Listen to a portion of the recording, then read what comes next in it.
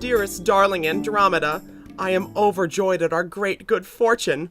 My prayers have been answered. The gods have spared you.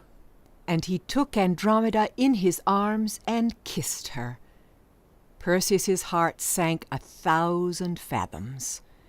But Andromeda broke away and rapped Agenor sharply across the muzzle as she might a dog that had bitten her. How dare you? How dare you even speak to me, you coward?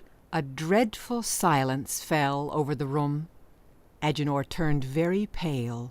One of the ancient Greek myths tells the story of the hero Perseus. And unlike some of the other heroes, Hercules and Theseus, things turn out well for him. Andromeda is going to marry me, sir. Agenor peered down his nose at Perseus for a moment, then looked round the room with exaggerated astonishment. Did somebody speak? Andromeda crossed the room and took hold of Perseus's hand. Perseus of Argos says he is to marry me.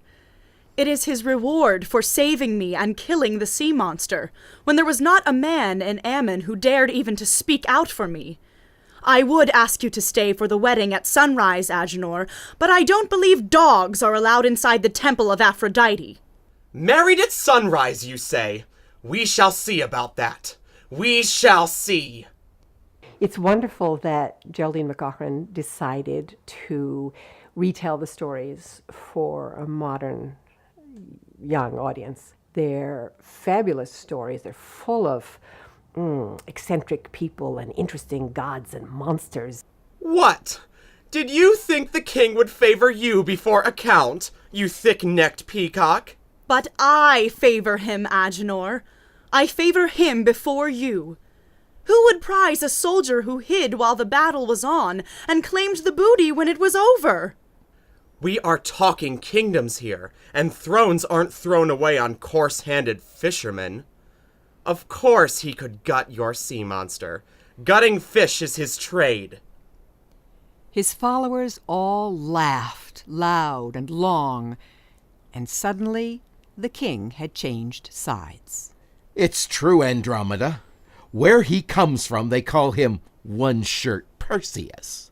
How can you give yourself to a boy they call One-Shirt Perseus?